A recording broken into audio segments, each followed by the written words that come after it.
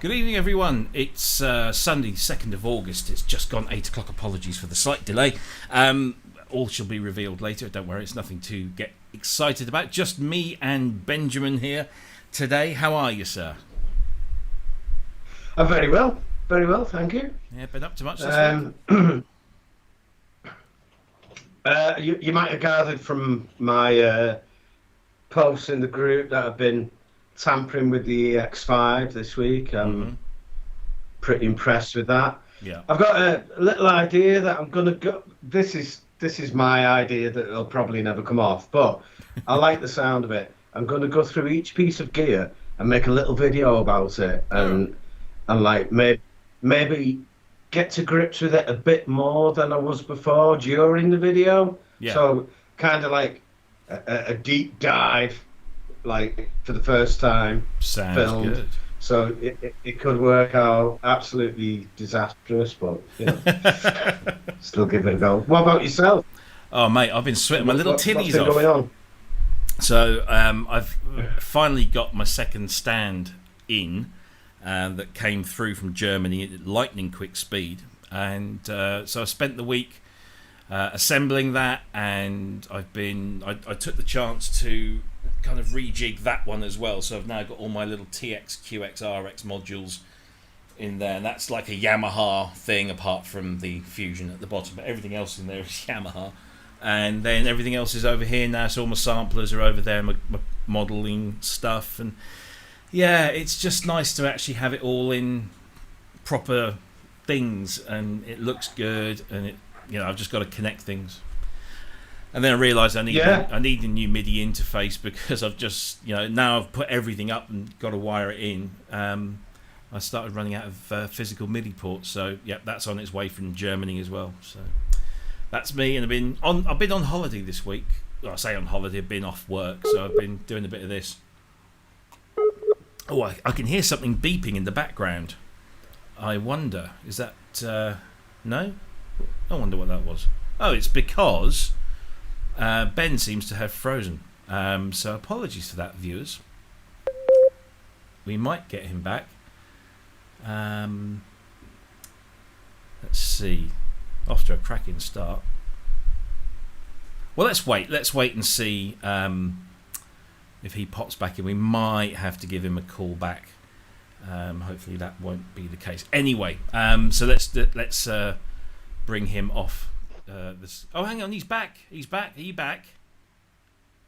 Who? You disappeared, Me? mate. Yeah, you dropped. Oh, yeah. You broke up like really badly, and I was talking to you. I thought somebody else had come into the call, and that's why it got weird. Well, I heard sorry. I heard some pinging in the background, and I thought, oh, maybe Cryss has changed his mind, is going to join us, and then it said something about connection.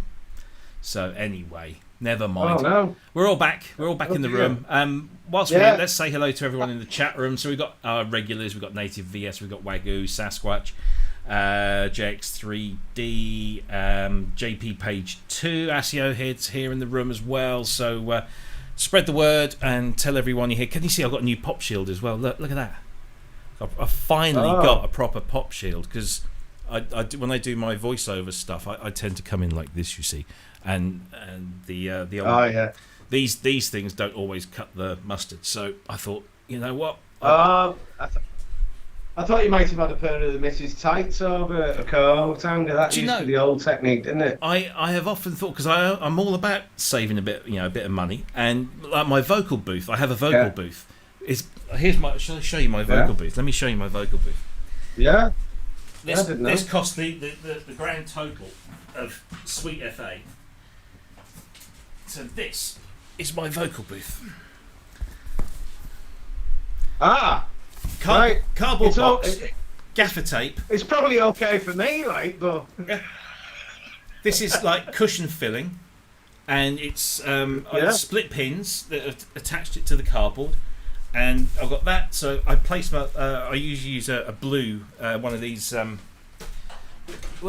of those USB mics. So it's kind of like the reflection filter idea, isn't it? Yeah. And it just sits at the back there in the corner, and then I'm like this. and it deadens the sound right down, and it's absolutely perfect, and it cost me sweet FA. That's fantastic, and it works. Yeah, I mean, I was into that. I was trying to persuade my boss to get me one of those. I forget the name of the brand. They're kind of these big curved things that you hook onto the. Yeah, I think it's called a reflection filter, isn't it? Something a big like chrome curve thing. Yeah. And two things. One, she said, "No, it's okay. Your voice sounds fine." No, it doesn't. And secondly, the boom arm that I have this on is a little bit cheap. Actually needs tightening up just there. And so it wouldn't take the weight, I don't think. So I just thought, I'll use a cardboard box. You can't beat that. So there you go. And I've just realised why everything's so blurry. I wondered why you had no glasses. Yeah. I thought, Anyway. But you had contacts in or something. Oh, I wish. Well, on personal news, I know you've got a little bit of personal news with it being your birthday and that this week. But I might be moving studio, which is quite exciting to me. Yeah, because you sent me a picture. Yeah. So is that like a room in your house? Yeah. What it is, it's with Vicky being an absolute saint. I got up this morning and she'd swapped rooms. So what used to be the dining room is now the living room. And what was the old living room, she said, you can have this for your music in bed. What? And it's got. I've gone from having too little room to having too much room. Yeah. And I'm quite excited about that. The prospects of that, because it means I can buy lots more gear. Excellent. Which is probably a drawback she hasn't thought about. Yeah. Shh. Yeah. Shh. So. Yeah. Don't say it. I won't say anything if you don't. But I haven't even finished wiring up in here yet. Don't. Well, stop. Do you know what? When I started doing all this, I ordered the stand on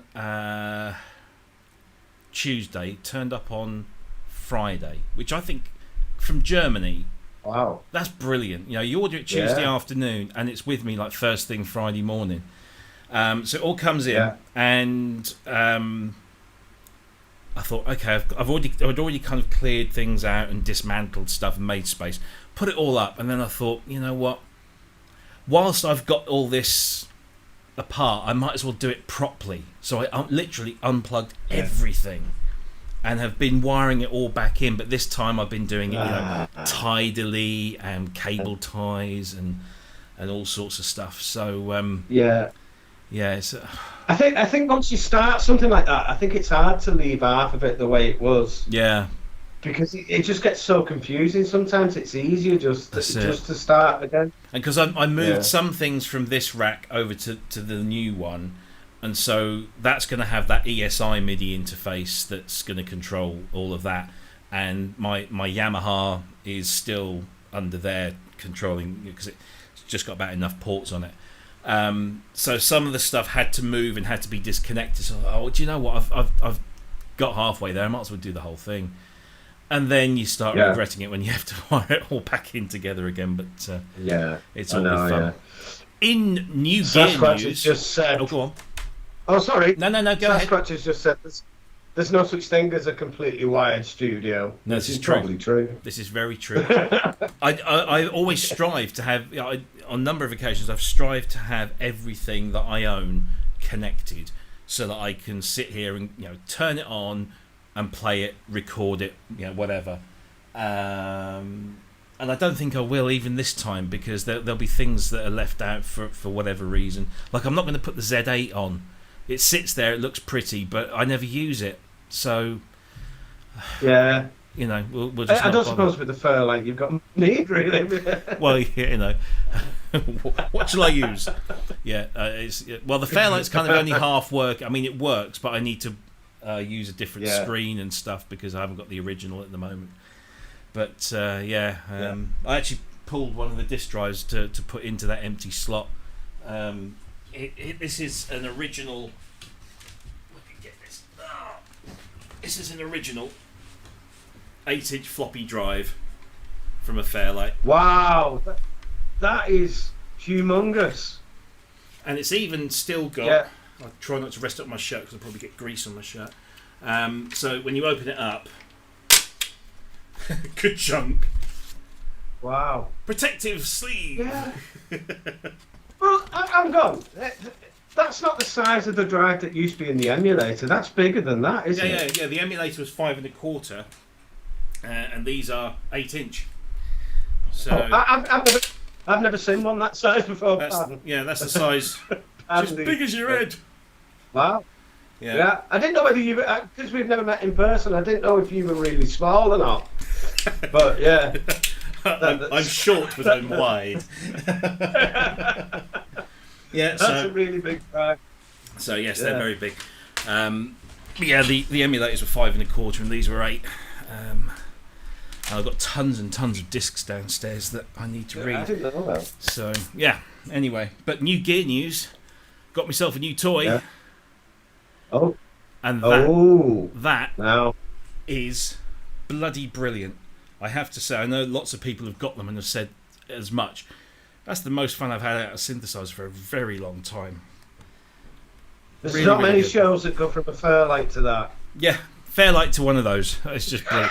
and I had to build that one myself, which is half the fun, I think. I was kind of disappointed at the end because I thought, I've built it now.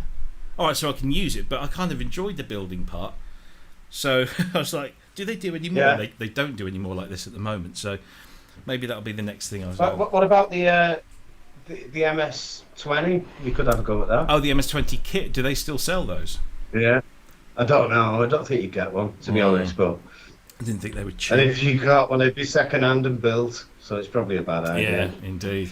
People should do more of that, though. It's a good thing, isn't it? You know, putting it together yourself. You've got like a different level of ownership over the synth. Exactly. When it's I mean, completed. It's only a kit, and it's all plug-in. You know, it's there's no soldering involved, or soldering if you're American. That's just the weirdest thing, isn't it? How the Americans say solder. I mean, it's got an L in there for crying out loud. You know. And it means something completely different over here. Yeah. Exactly. But no, I mean, everything clips or screws together, and it takes about 20 minutes tops to put it together. But it's, I mean, I just thought it would be a pretty, average oscillator, synthesizer. But, and that the effects would be the thing that would really wow me. But in fact, actually, the oscillator choices, because not only do you get the the square, the triangle, the saw, there's a VPM and a wave oscillator in here, but of course you can upload third-party oscillators and third-party effects and everything else, and you can just store it all on here. It's dead clever. I think I would love new tech who are this kind of division of Korg to come up with more of those sort of things that you can put together and just build up. I mean, it's dead good, and it's great for kids. I mean, think about getting one of those for a budding young teenager. It's great stuff. I know Modal did something very similar with the original Craft Synth and the Craft Rhythm, which were kind of snapped together kits, and they stopped doing them. When they brought the Craft Synth 2 out, it was a fully finished thing, but I kind of like that, snap together, like I say, it's ownership. You kind of own it a bit. Just some questions. When you say that can do it, sorry. No, go ahead. When you say you can put oscillators into that, I've heard of a few people doing that, but I would say if I wanted to make oscillators, well, probably not likely me because I haven't got one, but say you wanted to make your own oscillators and distribute them amongst the masses, how would you go about that? So there is do you not? There is a what they call a log SDK, LOGUE, so it's derived from the Prolog, the mini log. And there's an SDK that you can download and you can start coding it. So if you need to know a bit about coding, I have no idea, so I wouldn't even begin to start thinking about it. But you just do that. It's free, it's open source, so you can just go in there and Tim Shoebridge does them for the various log synths, and the NTS one is the same engine. So or a derivative of that engine, so that they generally work across the board. Whereas some of the polyphonic oscillators obviously won't work on the NTS1 because it's monophonic. But mostly they it's just a simple crossover, and then people are just setting up their own sites, selling it direct to the customer, or they have little GitHub pages where they do nightly builds, or people can go in. It's all very open source, and some you pay for, some you don't. Some of the best ones I found, but Marc Barnes. In actual fact, we'll do this as our first topic. But Marc Barnes made me aware of Hammond Eggs, which is a little developer. I don't know whether it's a single person or a group of people, but they've been doing and they do some great effects for this, and they're just stunning. They're huge reverbs, and just brilliant stuff. So let's tell you what. I just want to answer. I can see some questions here that I just want to answer before we go ahead. So Sasquatch was saying. Asking, do I image all of the drives that I get from the Fairlights that I work on? Yes and no. The hard drives tend to be dead, unfortunately. They just never live that long. So unfortunately, no. The hard drives tend to go unimaged, but some of the systems we get incoming with data cassettes and floppies. The data cassettes are awfully notorious for trying to recover, because the rubber inside the pinch rollers and stuff, it just crumbles away, and then if you try and stream it, the rubber gets in the thing and it just fucks the whole tape up. So there is a way of doing it, and it's very complicated, and I've never tried it. But there is a guy in America that does some of this stuff, but it's not cheap. It's just basically the floppies, and I've got boxes and boxes of floppies, and some of them have come from big studios and big individuals that I will hopefully one day get in and remove. So there you go, that's answered that one. And there was another one here. Do you have any good idea to quickly get CMI OS 9 to convert disks for Quasar Beach to run? Okay, so Quasar Beach is an interesting little application. And CMI OS 9 is an emulation of the CMI software. Do I have any good ideas to quickly get one to convert to the other? Somebody sent me a method. I don't really get into that too much. Let's take that one offline, Mr. Native VS. I know who you are in real life, because I know your name in the group, but I can't remember off the top of my head. But mention it somewhere, and I'll put you in touch with the people who know that sort of thing. So I think that's all the questions. Anyway, so let's go on and let's do this topic, because we were talking about the NTS1, but our friend Marc Barnes has done a set of 10 free patches, and you can, if you go to Angel Star Scotland, the YouTube page, and then look for the Korg NTS1 Digital, we have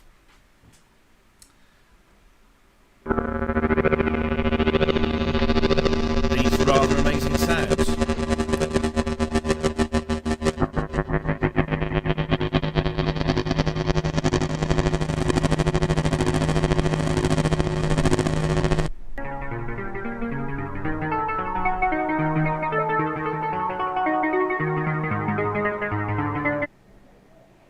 Flick through some of these.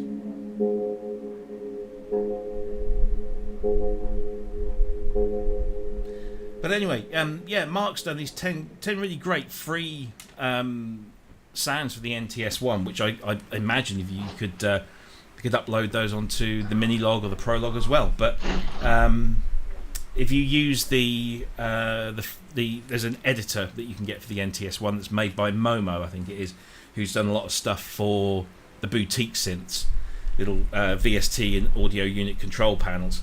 You can send those presets over to your NTS1 and play one of those, and it's completely free. Marc has just given those away. Apparently he was away from his studio, had his Hydrasynth in his NTS1, and has just boom done that. So it's a great little community as well. There's loads. I like free stuff as much as the next man, and this is like, it's just shy of £100, I think, and It's about the size of a cassette. Looking at it, it is. It is. Yeah, it's very much that. It's just a little. It's not much smaller than my iPhone. So it's it's a dinky little thing. I'd like a little case for it. You can also get little wood cheek panels. And if you have, is it the Monotron? Their other tiny little mono synth. You can get wood panels. You can stack them one on top of the other, so you get this nice little control surface. It's very nice. Yeah. Very nice indeed. Good. Really like that. How much would one of those set me back if I wanted one? What, an NTS one? Yeah. I think because I had to buy this for my wife to give to me for my birthday. £98. Wow. That's incredible. And even if you only use it for an effects unit, because it's got the audio in, and you just use it for effects on any synth, it's a no-brainer. An absolute no-brainer. So there you go. Talking of the Hydrasynth, this was another one that I'm just going to throw in early doors, and then we'll get on to some of the meatier topics, because there is only me and you tonight. Chris is otherwise engaged, or he was otherwise engaged, and he needs a break. So he's been on Jamie's show tonight. So this is my friend Dr. Manny Fernandez using a Hydrasynth and a Yamaha SY99, which is the FM and AWM synth of the 90s, the big one. And he's actually managed to get the polyphonic aftertouch of the Hydrasynth to give a polyphonic aftertouch response from an SY99 without the SY99 having poly aftertouch, which I think is rather brilliant. And I'm not even going to try and say how he did it.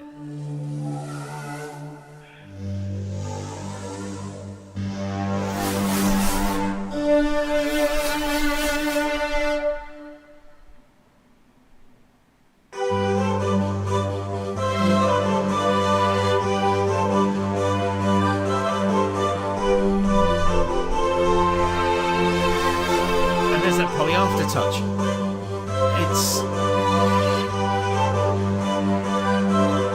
And this is all driving the SY99.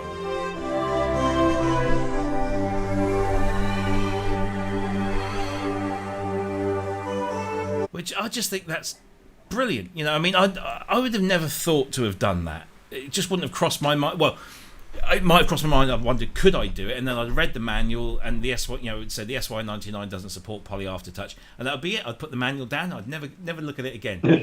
Manny, on the other hand, is the kind of guy who says, "I need to do this. There must be a way of doing it. I'm going to find that way of doing it." So brilliant. And it's using MPE as well. So he's apparently if you send too much MPE, I've got to admit that what. Go ahead.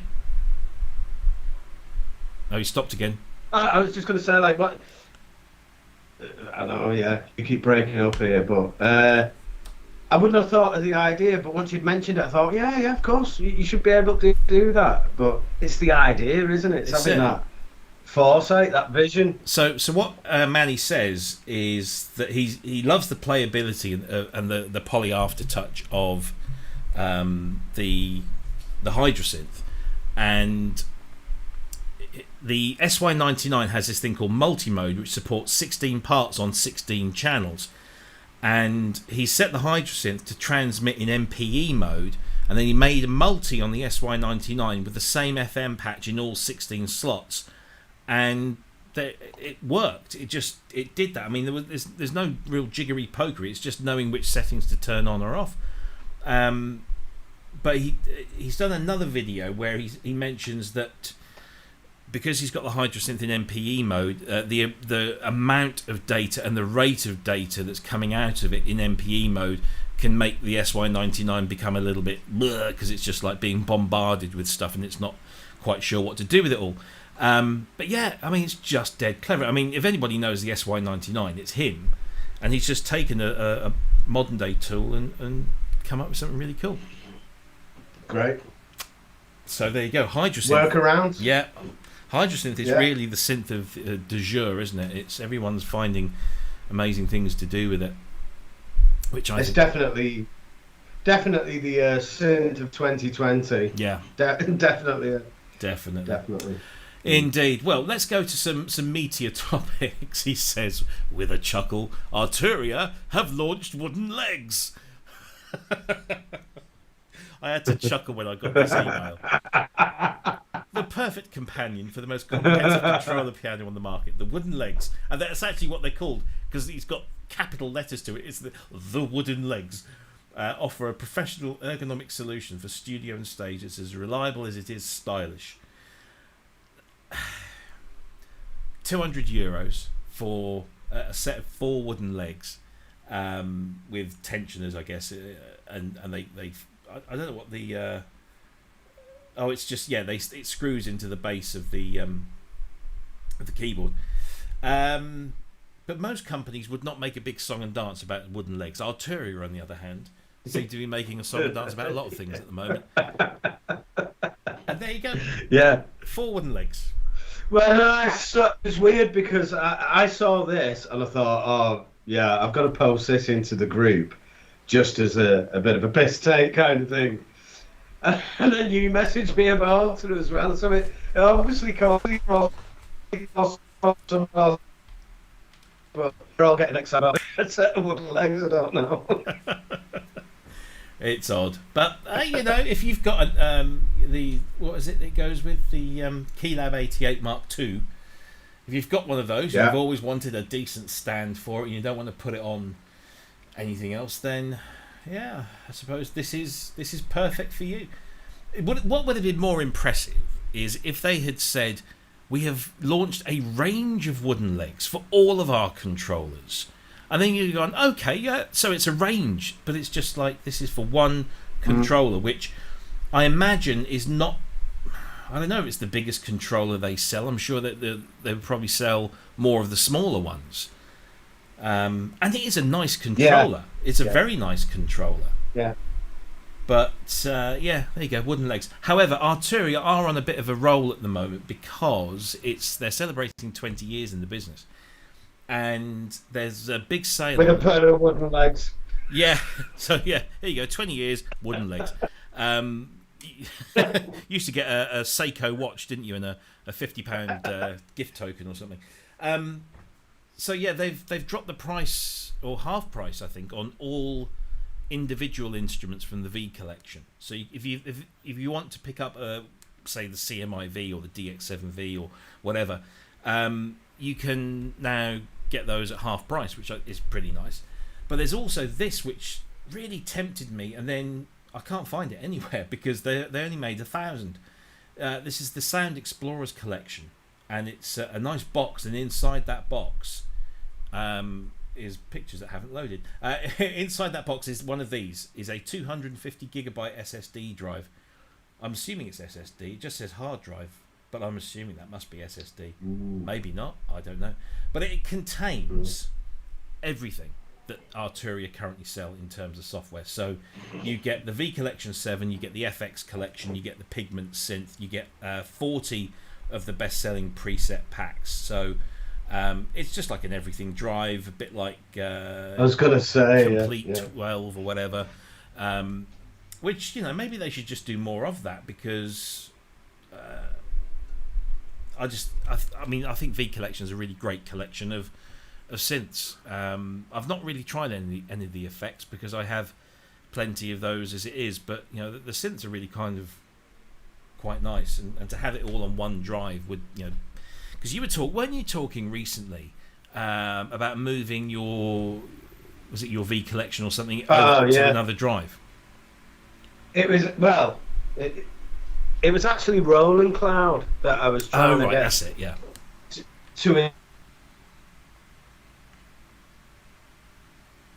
Was to carry the same procedure over to everything. Mm-hmm. And I read about it online, and it seemed fairly straightforward. Basically, you just install everything as normal, and then create an alias to the drive. Yeah. Rename your old folder and kind of put the alias, something like that. Yeah. But it was quite complex, but not beyond the average person's abilities, and it didn't work. It didn't work, and all my rolling clouds messed up. Oh no! So, and now when I launch the rolling cloud software, it just comes up with all like writing all over the place, or all in the wrong place and stuff, and it's basically saying there's some kind of error because it can't communicate with the software, and it didn't work out very well. But I'm hoping to have more luck, like with the Arturia. I'm sure, like with Omnisphere, for instance, you can install that onto a different drive. I'm pretty certain of that. Yeah, you can. I think it depends on the developer, because I have a separate drive for sample libraries. It's a big 10 terabyte sample library drive, and anything that's sample based nowadays pretty much has an option there to specify an external drive as where you install the samples. And so all my Spitfire stuff, everything is all, you know, my Superior Drummer stuff, which is, you know, fair few, it's almost a terabyte, I think, it all sits on this one big drive, but the application itself still remains on, you know, the main system drive. So it just points to it, and it's all in the settings, and you just say move to an external drive, you make the location, and some of the applications do the moving for you, or you can just copy it over and then point it, and that's it. It's all done. Wagoo's probably posted the link in there that you might enjoy. So yeah, but what I tried doing something similar many years ago, and tried to be clever and thought I'll put all my plugins on a separate drive, and this was long before things like Roland Cloud and Arturia or anything like that.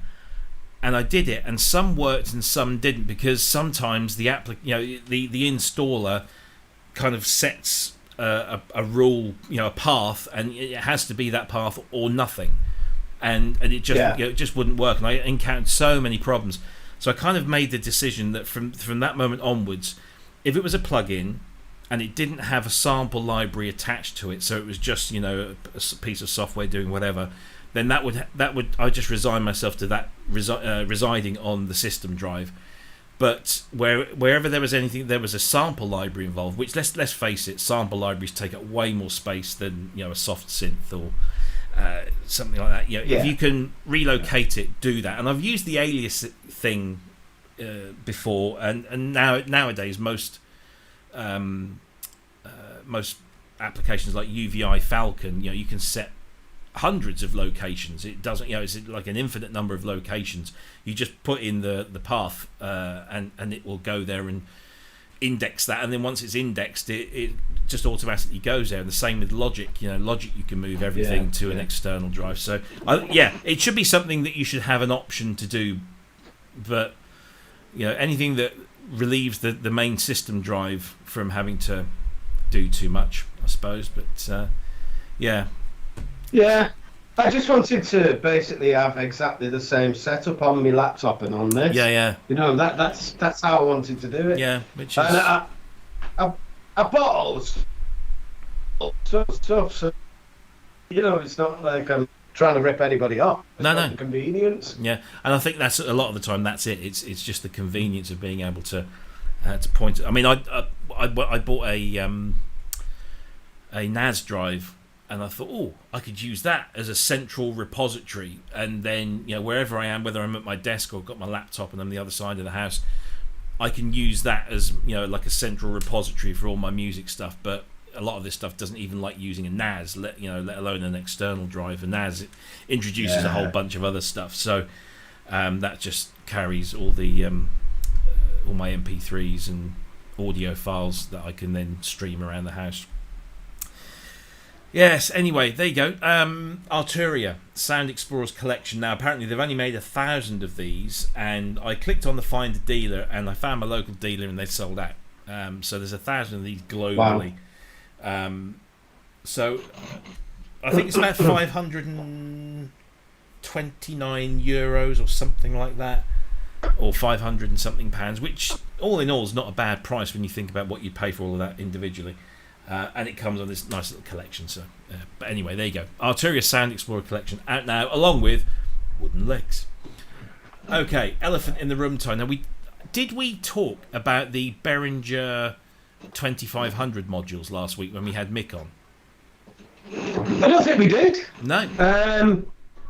I've gone. There we go. There you go. Yeah, the show was. It kind of got carried away with itself, didn't it? Yeah. And we didn't really touch any of the topics. It was all. So they'd been teasing to mixed tales. They'd been teasing a 2500 image. I think we talked about it a couple of weeks ago. We said, "Oh, look, do you think this is going to be a 2500?" And lo and behold, it is. Although it's 2500 in module form, so it doesn't come in the classic wooden case, which I don't suppose many people would want nowadays, given that Eurorack is the format of choice. So yeah, they've reproduced a whole stack of ARP 2500 modules. They all have the 2500 logo on there as well, so I don't know whether that's treading on anybody's toes, but they look very nice. There's not been any sound demos as yet, as I imagine, but I think that was the only oh, here you go, there's a top shot of it there. Let's see if we can zoom in. It's a little bit grainy, but yeah, there's so we've got dual envelope generators, we've got dual noise random voltage generator modules, we've got mix sequencers, clock sequential controls, oscillators, mod amps. That one I can't read because it's all fuzzy. Sample and hold random voltage module, multi-mode resonator. So yeah, I'm not particularly au fait with the ARP 2500. Oh, there you go. There's some nice close-ups of the modules. So there's a mod amp module. Looks very nice, but no sound as yet. I do like those big buttons and the shiny knobs. I like that. Yeah, I like the look of it. I think they're doing well. I mean, you've got to admit, if the build quality on these is good, which I'm sure it is, and the sound is good, then another winner from Behringer, I think. Yeah, I'd be interested in that. Yeah, especially in my bigger room. Yeah, indeed. Well, there you go. This is where it's all going to go wrong now. You're going to get into modular in a big way. I think I can see it in your future. I've got to go out with a bang. Yeah. So once you got that, then the divorce. Yeah. Yeah, I'll be kicked out. But the other thing that Behringer have teased this week is this, which is a picture of a CS80 voice board, with the message underneath the picture. We have now officially started to work on one of the most exciting synthesizer projects. Who can guess where this board is from? And it doesn't take much to kind of zoom in and see the Yamaha chips in there, and you think, well, it's got to be CS80, and of course it is. This is one of those voice boards. So it looks like the DS80 or whatever they're going to call it is going ahead full steam now. Are you up for one of those? This definitely. If not a real CS80, if the prices like plummet when this comes out, which they won't, because nothing does. I know. But yeah, if that's a voice board, how big is it? Have you ever seen the CS80? Yeah, it's I big. have, but like. No, that's an original CS80 fairly board. Small form factor. Oh, all right. Okay. So you got to imagine that most of that will have been condensed into some kind of integrated circuits. I'm sure they'll have, they'll have condensed. It'll just be one chip. Yeah, for the whole single lot chip. on it. Yeah. But right. Yeah, so I think that's it's interesting, but finally. But as somebody pointed out the other day, they've posted this. They posted the 2500 stuff. We still haven't seen the bleeding RD9 yet. The 909 clone, and of course. I wonder if that's some sort of copyright issue with Roland or something, because it was back at like NAMM ages ago or something that they had the 808 and they had the 909, and they both seem to be at the same production level. So why one has made it and one hasn't? Yeah, I'm not really sure. But then the MS101 got through, albeit it got I think they had to change the name to the MS1. The RD808 had to be changed to the RD8. So I think unless if it is true, or your assumption is correct, if it has been scuppered by Roland's lawyers, you would have thought that they'd have done something about that soon, and I don't know, who knows. Yeah, they could have just took away the general look of it and give it a more generic drum machine look. We'd all know what it was. Yeah, it doesn't have. Yeah, and I think the RD9, as the RD8, added a whole bunch of stuff to the game. So they added different features, and that's why I think where I think Behringer can really make a difference is by here it is. Here's an 808 or a 909 clone, and it sounds just like the thing, but we've got all this other stuff that makes it even better. So So I'm not laughing about that. I'm laughing about Chris's comment. Yeah, the Waldorf and Statler comment. Yeah, I saw that. Yes. Yeah. Very good. Thank Could you, be Chris. right. Yeah, cheers, mate. Don't Could worry. be right, but he's moaning about everything. Oh, no, terrible. You get rid of him for a week and he just comes back. Dear, oh dear. Anyway, hello, Chris. You're all right.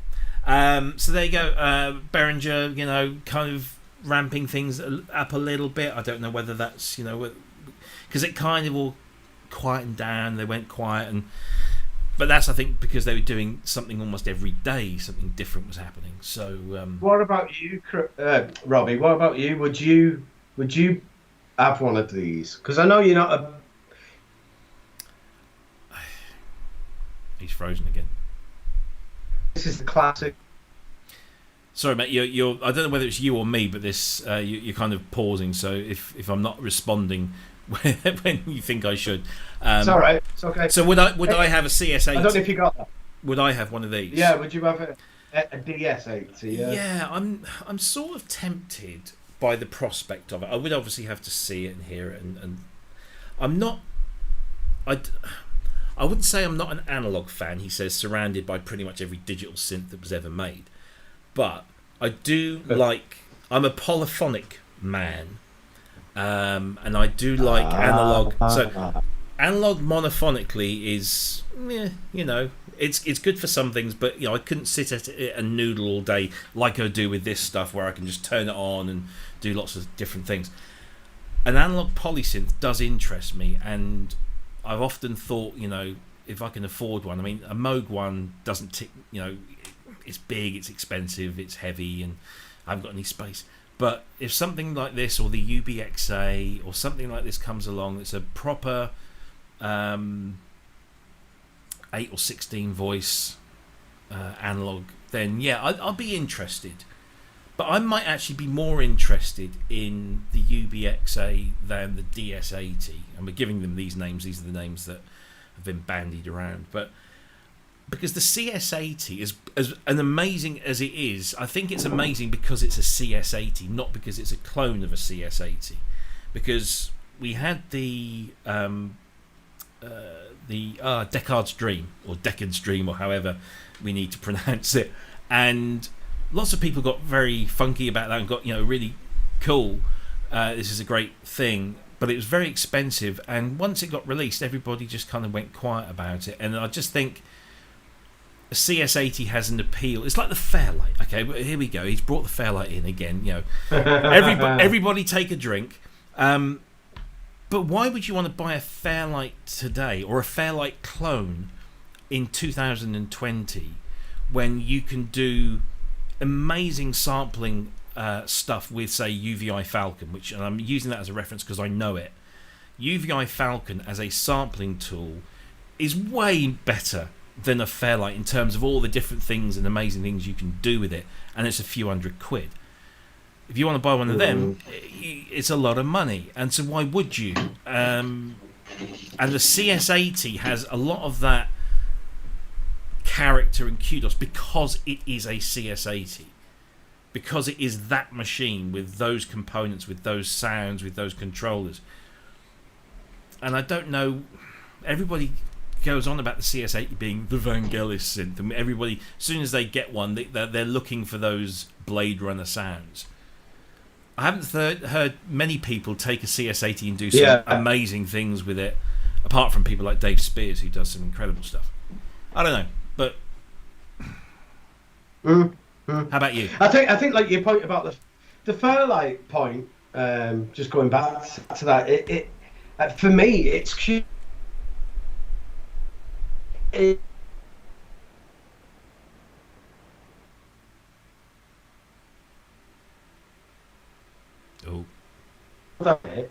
was capable of doing more, but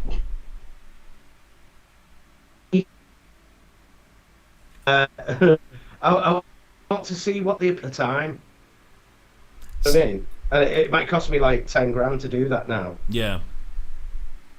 Oh, so you're breaking. Do you know? Still breaking up. Yeah, and I think it's. I'll go and have a. I'll go and have a look at the internet. Just hang on. Okay, all right. Yeah, so I just think that something like the CS80 is unique. I think it's been, what's the word? Mythologized. I think there's a myth has grown up around it because it's the CS80, because it's this big, glorious, wonderful, expensive, unobtainium type synth, and when it comes down to it, what it could do sonically was great, but there's just, I don't know whether it translates. I'm sure it will be great. I'm sure that the DS80 will be an interesting synth. While Ben's away, let's go to the chat room. So let's see what it. So let's talk about drinking games. We should start the Pro Synth Network drinking game. Yeah.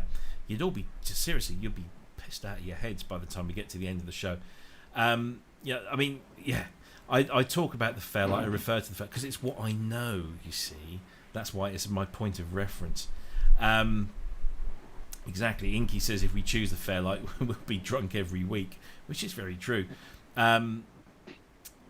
Ben's internet is like the one in the IT crowd. Yeah, I think we do need to turn him off and on again. It's a little bit. He was absolutely fine pre-show, and then it's all gone a bit Pete Tong towards the end. So, but yeah, as Native VS points out in the chat, most of the CS80 is the feel and the interaction of the keyboard, which is entirely true.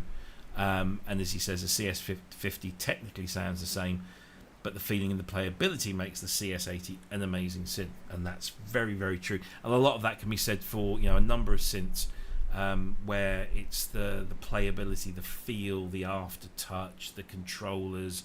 Does it have polyphonic aftertouch and all that kind of stuff? It does make a difference, but somebody's going to do it. Or somebody already has done the CS80, but I think somebody's going to do a keyboard version. It looks like it's going to be Behringer, and it looks like it could be. Let's wait and see. We're all judging a synth that hasn't even been made yet, but interesting to see that the CS80 is there, and we've also got the Ben's not back yet. We've got the ARC 2500 stuff going. So it looks like Behringer are certainly churning stuff out. I don't know what he's doing in the background there. It's bloody noisy. And he's paused again there. How's your internet looking, Ben? Well, I just had a thought that, like Vicky's moved all these rooms around, and has it disturbed the modem or something like that? So I went for the butcher, and it's in a completely different place. So I think that's.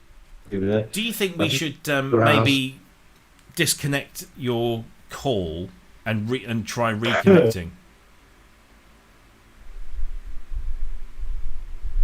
There he's gone again. Yeah.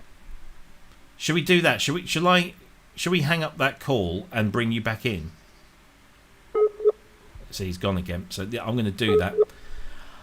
So, folks, there we go. We've dropped Ben out. Let's see if we can. I apologise for this. It's just one of these things. Let's see if we can grab him back in. So let's pop over here. So you don't have to look at poor old Ben's half-frozen face. Let's go and get Ben again. and see if this works. Apologies for the Skype noises in the background. Right. Hello. Shall we see if this works? Right, there we go. So actually, straight away, your picture looks better. So I think it might have just been a dodgy connection. And he says that, and he froze. Oh dear! I think we might have to just put up with this. So, yeah. See, oh, maybe not. I don't know what this is. This is very strange. Very strange. Okay, well, let's plod on. See if we can get through to the. Are you still there, Ben? Can you give us a yay or a nay? I think I'm still. It's very choppy. It kind of comes in and out, and like you're saying stuff, and I can't really. Let's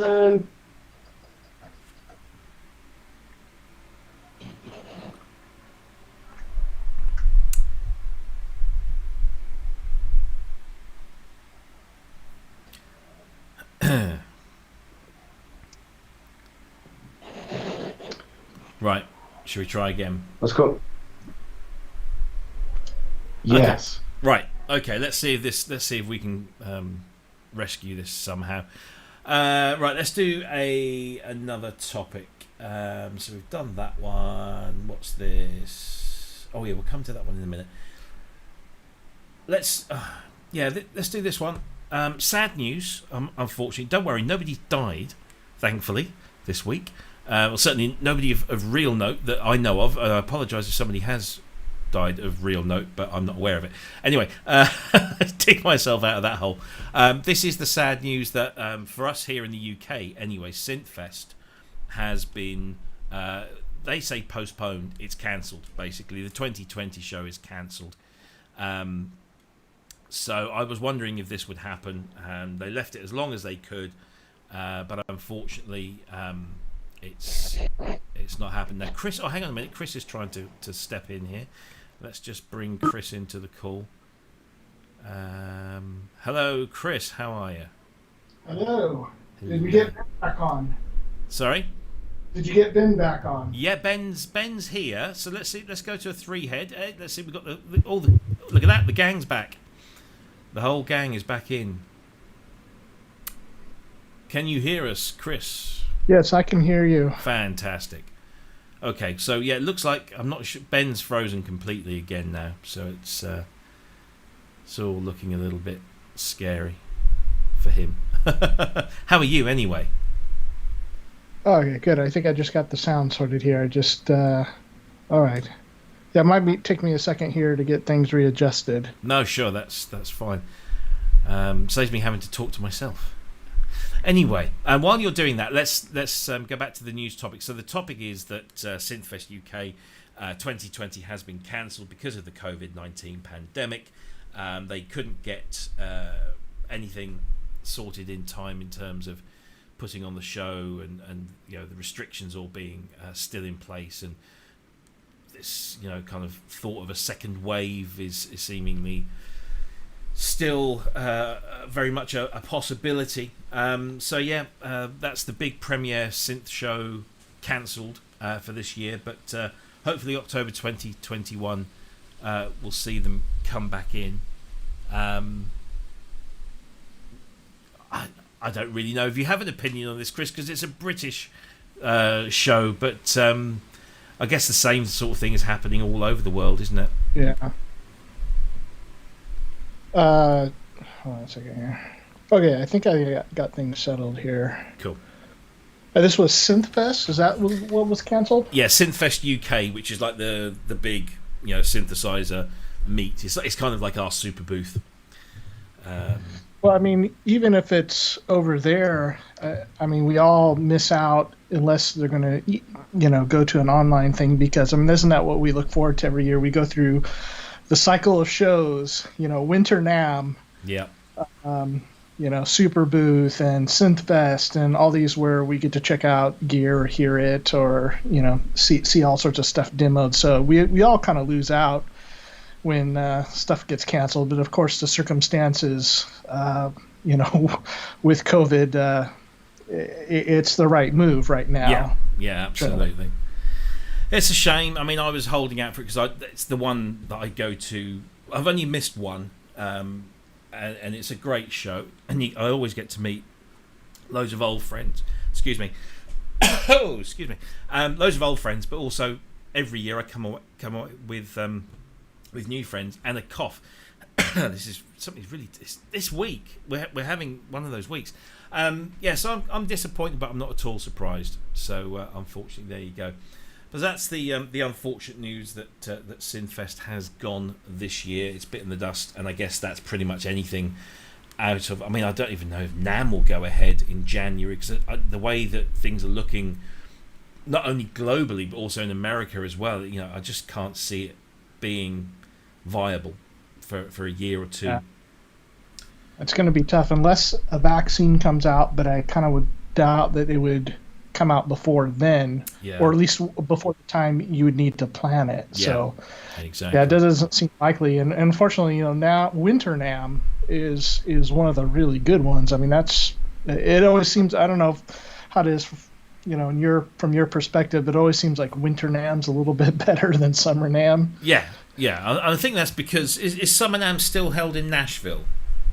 Yeah, so I think Summer NAMM always kind of concentrates more on traditional stuff, and Winter NAMM is definitely the technology stuff, although it does have lots of other things besides, but that seems to be the one that certainly the manufacturers in our kind of neck of the woods like to go to. So yeah, it's going to be a shame. I tell you, even the guitar industry, like you think Nashville would be the one that they would really be pushing with all the country stuff there, but now, like Summer NAMM is pretty much a snoozer every year, and it was Winter NAMM that was always exciting.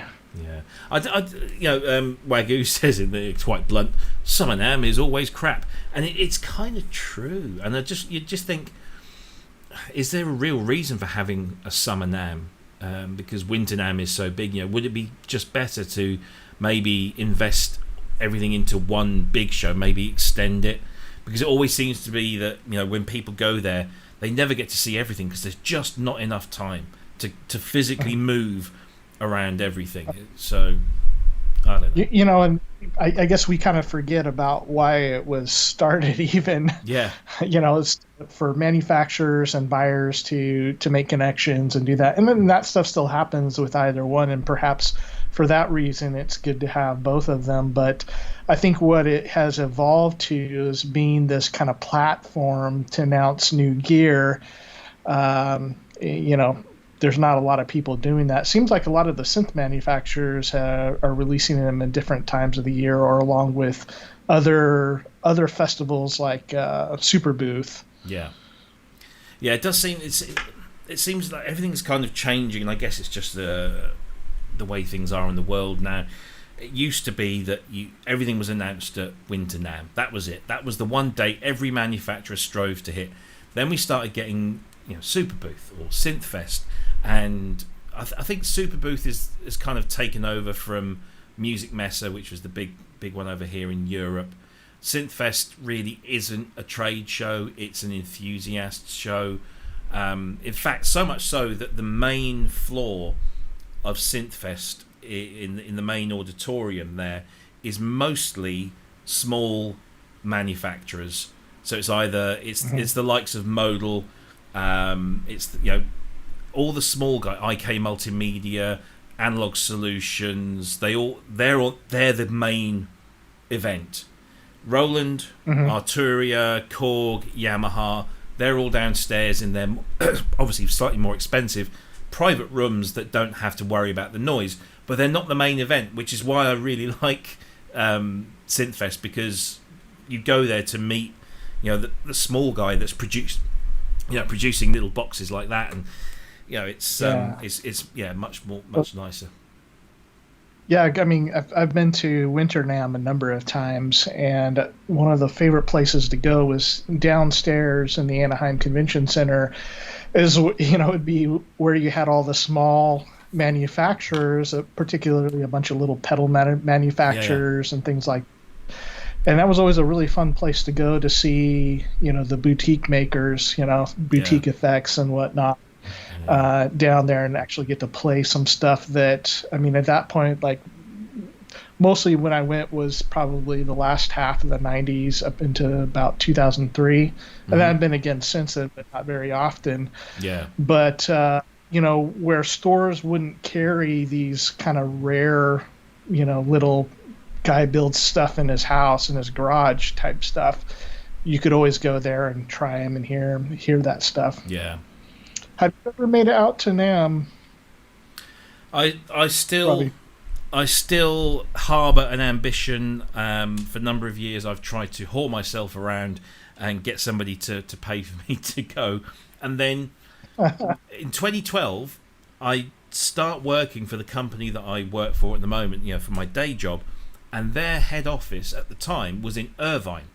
And I'm thinking, oh yeah, all I need to do is wangle a work trip to Irvine in January. And then at least I can maybe attend 1 or 2 days. And I joined in 2012. I went to Irvine in 2013, and they closed it down. And they moved everything to bleeding Austin, which is a lovely place and has a great, festival itself. Great for music. Exactly. But not California. So, so there we go. So unfortunately, that kind of squashed those ideas. But yeah, one day I will, I'm hoping that maybe through certain connections I might get a plane ticket and get to go out there or just even save up some money of my own. I want to do, I've never done NAMM, I've not done Super Booth. I was going to do Super Booth this year. Luckily I held off from booking stuff and it, obviously didn't go ahead. So once this is all blown over, so that's going to be a few years, I think, then maybe we'll start looking, and I'll come out and see you. You can be my guide. Yeah, we're going to do it. Indeed. Right.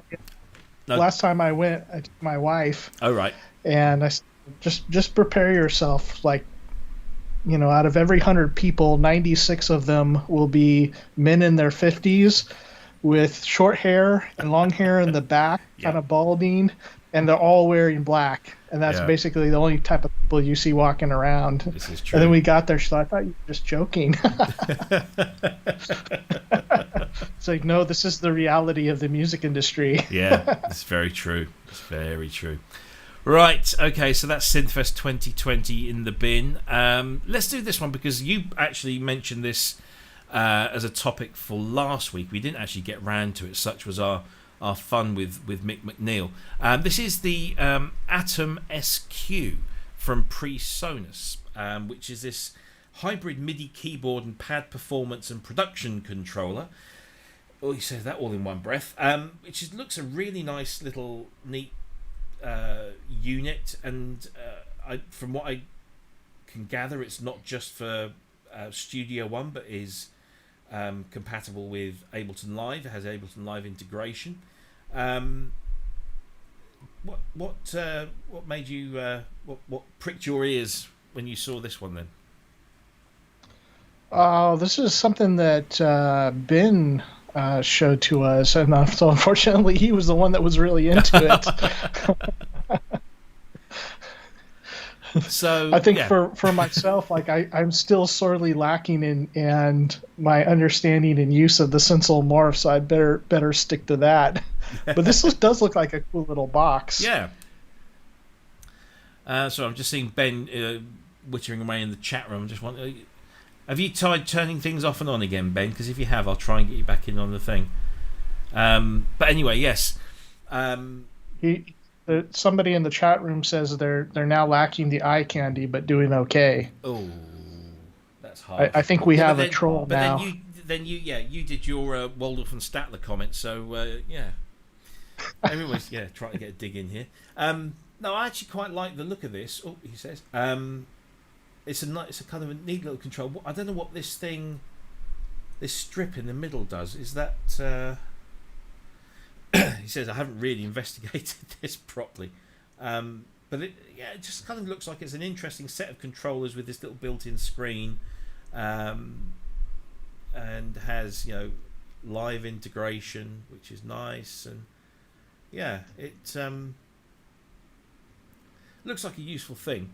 Yeah, Ben's now taking credit for mentioning it. I thought it was you for some reason, Cryss. Let's see if we let's try one more time. Let's see if we can get Ben back in on the call to see if his connection has improved at all.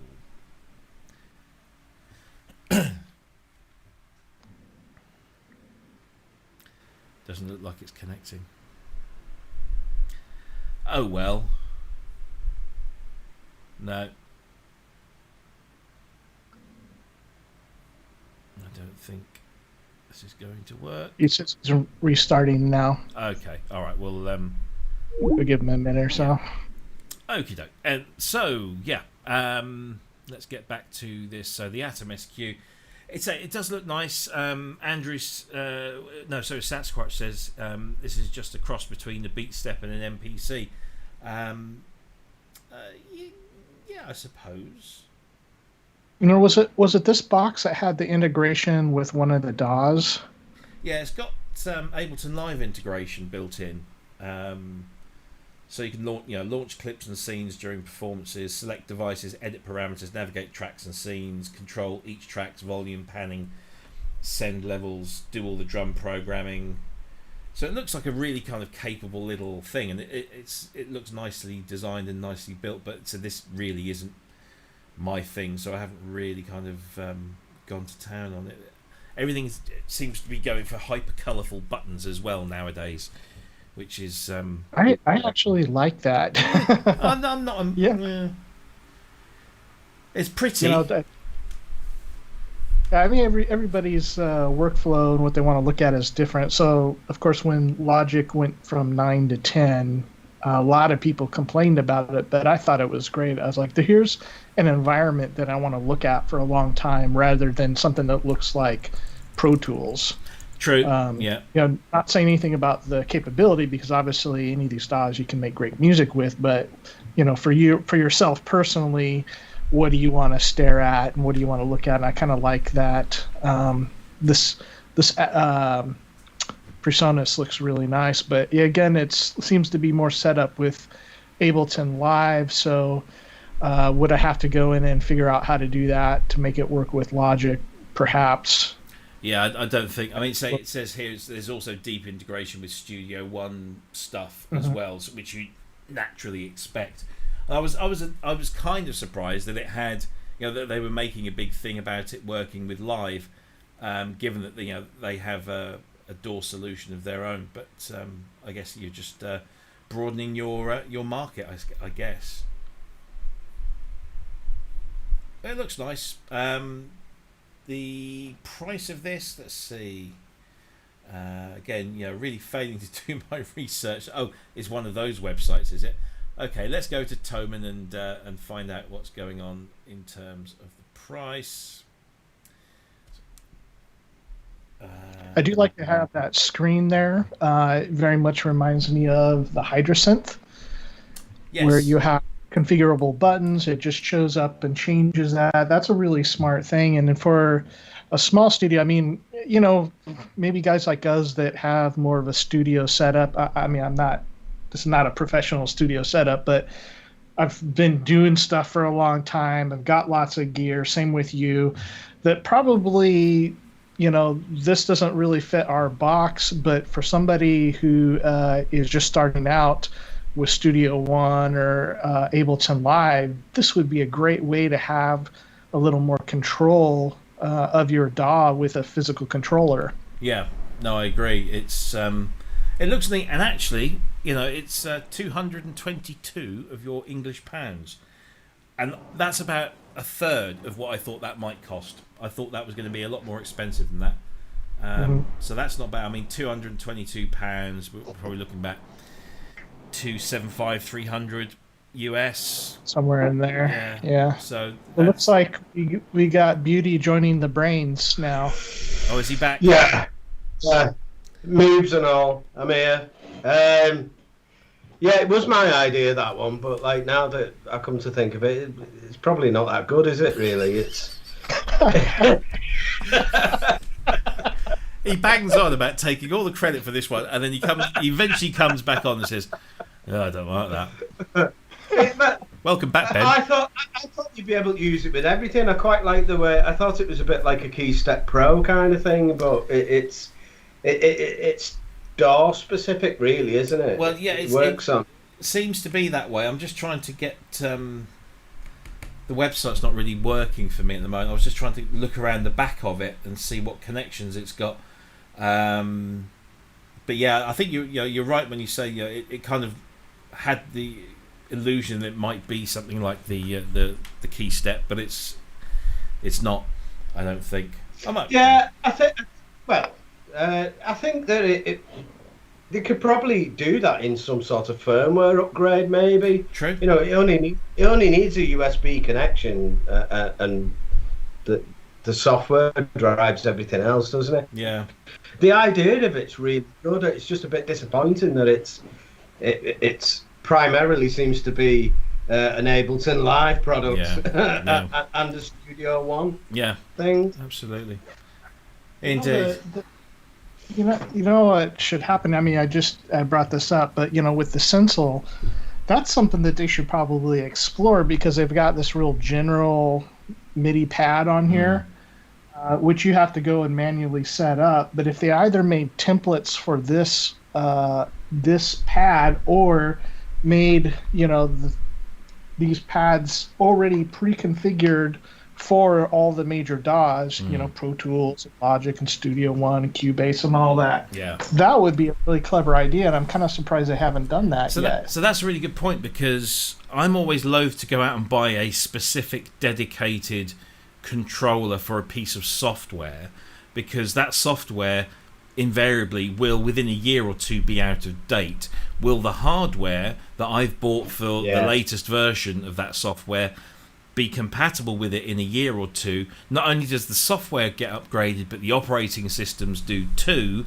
And then within a few years, you've spent a few £100 on a piece of hardware, and the software that it's designed to help you use is now no longer functioning, or certainly doesn't support the hardware anymore.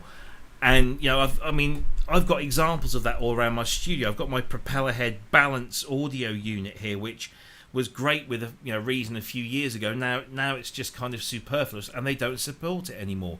I've got an Event Easy Bus mixer that they dropped within about 6 months of launching it anyway, but it had it kind of went a little step further in that you could use the control surface and call up templates for different DAWs.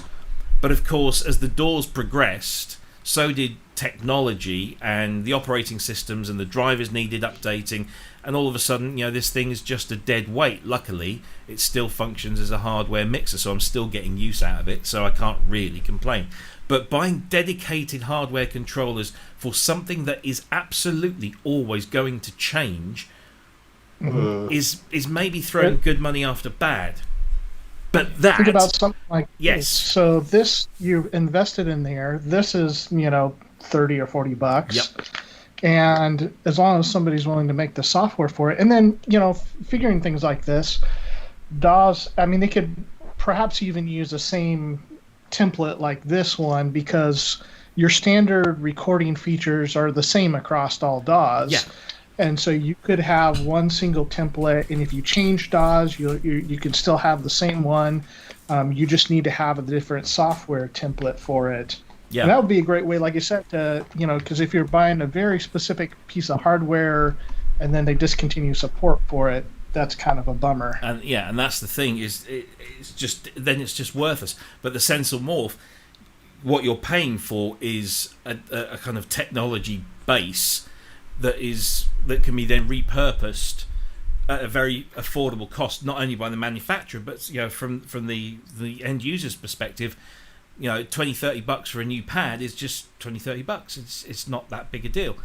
So that's where I think I'm falling more and more for that Sensor Morph, and I might have to think about buying one day. But Cryss is doing a great job of selling it. Yeah, if you're not on commission, mate.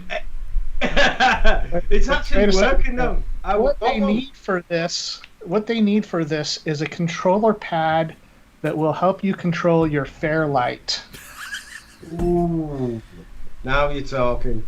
Do you know, it wouldn't be the same. It wouldn't be the same if you didn't have to keep tapping something on the screen or hitting F this, then shift and control this, and the disk drive is bigger than the controller.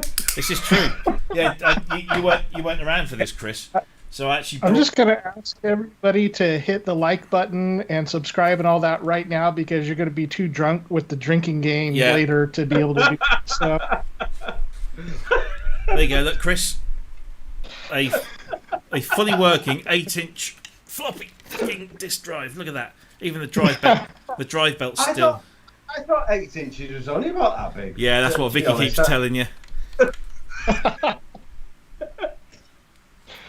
Dear, oh dear. Oh, it's deteriorated beyond me. Yeah. We might as well. Who invited him back in? Sorry, I've got to pour the wine now. So Bert mentions the light pen. I'm just thinking, like, for Robbie's Fairlight one, that you'd get a pen that you could just draw on the thing here. Well, that's what they did with the Series 3. It's the same. Yeah, that's what I'm saying. Yeah, it is. Yeah. When you was going on about dedicated controllers for DAWs before, and you saying that the software might move on. It might be that you move on as well, and that you like the controller, but you change which. Because I'm thinking about that now. I'm thinking I've had enough of Cubase. That I don't like their upgrade policy. I think it's ridiculous. And I'm thinking about. I've already got Logic, and I know how to work it a bit. I don't know it half as in depthly as I do with Cubase, but. I've got that CC121 controller, and I'd really love to use that, but I think that only works with Cubase. It's a cracking little transport EQ control, and it's like that Presonus one, really. It's got a fader. I don't know if you know it. It's got one fader on it and a couple of EQ controls and a scrub control. And I'd love to use that in Logic, but it's not Mackie and it's not, it doesn't support that Mackie protocol. It's just literally for Cubase and nothing else. It's a real kind of minefield with dedicated controllers. It's like I've got a Keylab 61 here, which is it's brilliant with V Collection because I get feedback on the screen on the keyboard from the software. Everything is automatically mapped to V Collection, but I know that in a few years' time, V Collection 8, 9, 10 will probably no longer support it, or it will have extra features that the hardware doesn't support. I'm always wary about investing in something that somebody else that is reliant on something else. And another classic example, underneath the shelf under there, gathering dust, is an Alesis IO dock. And I bought one. I'll get one of them. Yeah, and I bought one as soon as they came out because I'd got an iPad 1, the first one, and I thought this is brilliant because I can have this next to my desk, and it's on an incline, and it gives it all the inputs and the outputs, audio ins, audio outs. It's a brilliant little thing. But of course, once they first of all they changed the physical size of the iPad, and Alesis were quite clever because they supplied a caddy that you could put on the back of the thinner second generation iPad, and it would still fit. But of course, was it the third generation? They went from the 30-pin connector to the Lightning connector. Yeah. And that's it. Now you can buy an adapter, but now your iPad is sticking out the end of the IO dock like this because it can't sit flush against. So it's essentially now a doorstop. And and so I keep doing it every few years. I keep buying something and thinking this will be different, and it never is, and I never learn. I know. Another drink. Okay. Anyway, you insist. Presonus ATOM SQ. It's only £222. If that's your thing, you're an Ableton Live user or a Studio One user, then I'm sure that's a nice little thing. Here's something that has gone away and come back, and I kind of dumped this one on you guys, so I don't know how much you've had a chance to have a look at this. I don't know why I've called Cryss up here. Surge Surge Synthesizer, not Surge Modular, Surge Synthesizer is now back, and I didn't know that it'd gone away, but it's now back. It's now open source, and it's amazingly powerful. The latest version was released today, and there are nightly builds, so you can. I mean, I literally, when I called this page up before the show, it had download version 1.70, 28th of July. 1.71 is already out there, 2nd of August. So they're constantly developing it. It's this. I've only scratched the surface with this. It is an amazing synthesizer, and even Roger Lynn uses it on his Linstrument. And there are videos to demonstrate that, but I'm not going to play them because I'll probably get a copyright strike, as we've been regularly getting. But it's this kind of no bones, powerful digital synthesizer that is now in the open source domain, thanks to the generosity of the owner of Vember Audio. It now lives on GitHub. You can do stuff with it. It features 3 oscillators per voice, 8 versatile algorithms, classic sine wavetable window, FM2, FM3, sample and hold noise and audio input, morphable oscillator between pulse saw, dual saw with a sub oscillator and self sync. I could go on, I won't. You can go and check this out yourself. It's a really nice, clean looking and very powerful synthesizer with a really nice interface that is also skinnable, which is nice. And they're really driving this whole community thing. Completely free of charge. It runs as VST and audio units on Mac, Windows and Linux, so it's massively cross-platform. Windows 64 and 32-bit as well. New nightly builds. Everything gets updated every night or every couple of nights. Has anyone had? Because I've only literally had a little play around with this. Has anyone had a chance, or does anybody remember? Because it says it's back, but I didn't even know it had gone away. Anyone? Yeah, no? I don't have any experience with that. I hadn't heard of it before. What little I do know about it is pretty much what you said about a team of people working on it collectively to keep it going, which I thought was a great thing. The funny thing is that, or rather interesting thing is that it's so easy to get into making music these days. Isn't it? I mean, if you have, some crappy computer, you can make music. And, people who are not sure, when in the days when we started playing music, if you wanted to play an instrument, you had to invest some money into it. Yeah. And it was costly. Sorry about that. My parents bought a saxophone in 5th grade, and the school band stuff didn't move that fast, so I got bored with it. After that, they wouldn't buy me anything else, and it was just happened to be that an aunt gave me a very old guitar that I got started with that. But these days, it's so easy. I mean, that NBC Beats that we talked about last week, and all these free synthesizers. I mean, I think about a friend that I have who it just lives a few doors down, has a studio in his garage. He won't update his computer to get anything new. I don't know why, but he had the crappiest old whatever. What is the Native Instruments synthesizer collection called? Complete. Sample synthesizer. Complete. Yeah. He's got some ancient version of that on his computer. I'm like, this is terrible, man. There are so many free synthesizers that would just wipe the floor with this thing that sound incredible. Yeah. But it's a good day and age we live in. I know. It's crazy. I mean, I look at my son, and I set my son up with an old iMac, and I thought I'll just put some free stuff on it, and I ended up I was there for hours because there's this and there's this and there's that, and that's free and that's free, and so now he's got all of these plugins and the ability to make music in so many different ways that when I was his age in he's 14, so in 1984, it was unheard of. You had to have 2 or 3 jobs.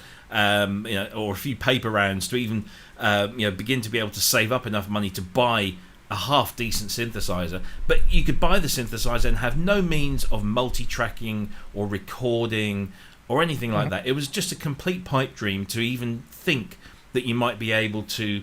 You could go and play in a band maybe, but to even to record as a band, you just couldn't do it. And yet here we are, 40 years later, which is not a long time in the ground. In fact, it's been doable for the last 20 years. And you can now do unlimited multi-track recording with a complete suite of instruments, effects, anything that you want to play, whether it's a synthesized violin or an analog modeling thing or a sampler, or it's just there.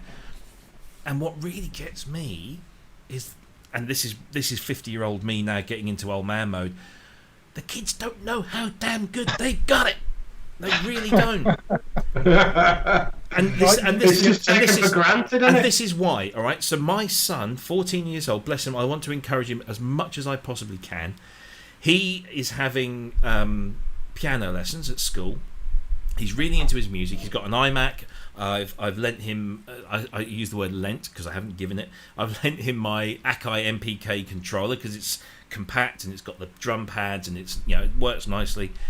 So he's got at his fingertips. He's got Logic, he's got a controller, and he's got a ton of instruments. Some of them, the ones, the free ones, and I've put a few of the ones that I paid on there. And yet he's banging on at me today, saying, "Dad, I really want a piano." Like a piano? Yeah, like a real piano. No, for so many reasons. They're big, they're heavy, they're expensive to tune. I can't fit one in the back of my car. You've got a bleeding iMac there with sampled grand pianos that sound as good as any grand piano you'll ever hear. Yet he still wants a real piano. I'm like, no. When I was your age, it was the other way around. I had access to a piano, but I didn't have all of this. Well, yeah. I've seen videos being made where people are using tape machines now for their music. Yeah. And whether it's reel to reel or a little cassette things. Like I had in the early 90s one of the little Tascam 424 4-track tape machine. Absolutely terrible quality. And man, I worked at that. Had a Roland DR 110 drum machine. My guitar is a bass. I bought a microphone and then just made little songs on this.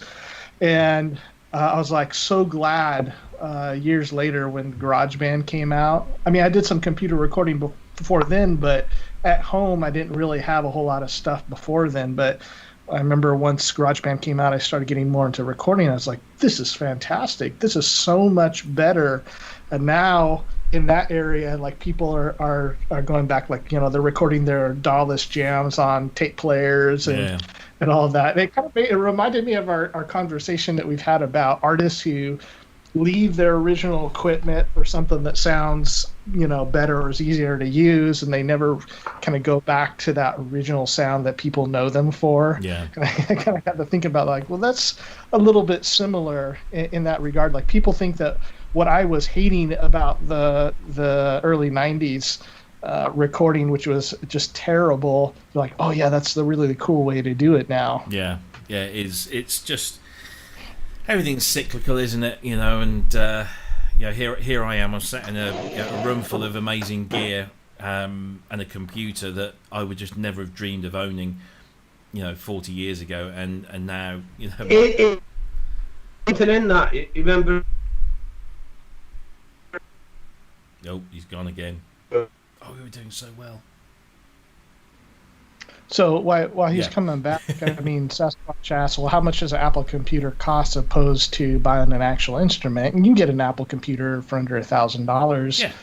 Use one for less, but you don't need an Apple to necessarily do that. And look at that MPC Beats. You go get some cheapy Chromebook or something and get that on there. And and even that Surge is that Surge synthesizer is cross-platform, so it's Linux, Windows, and Mac. So it doesn't matter what you get. I mean, you can pick up a Linux laptop, or pick up an old laptop and make it into a Linux laptop for next to nothing. But you put Ubuntu on there. Is it Rose Garden or Ardor as your DAW? Both perfectly capable DAWs. and then you've got brilliant instruments. So it's not necessarily. Yeah, I mean, if he's got my old iMac because I'm a tight bastard, so I won't buy a new one. But even so, he's got an old iMac which only cost me £500 when I bought it second hand. So it's just crazy how affordable it is. Not sure. It looks like Ben might be back. He's typing. He's typing stuff. He can't do two things at once. He can't type and talk at once. The other thing too is so after Jamie's show, we were talking about how we got started into music before we, and back when all the buzz got started, I mean, none of us had internet, and oftentimes didn't know other musicians, so you kind of had to figure it out.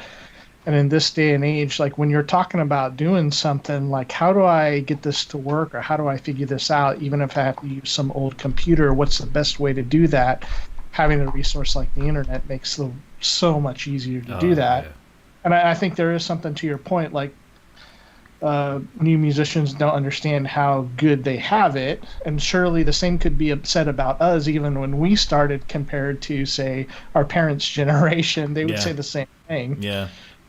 I mean, Ben makes a good point in the chat because I don't know if he can actually say it, but he's saying about the thinking behind the C15, that it's a well-crafted instrument that you play in a specific way because of the way that it is, the way that it's built, the way that it does what it does.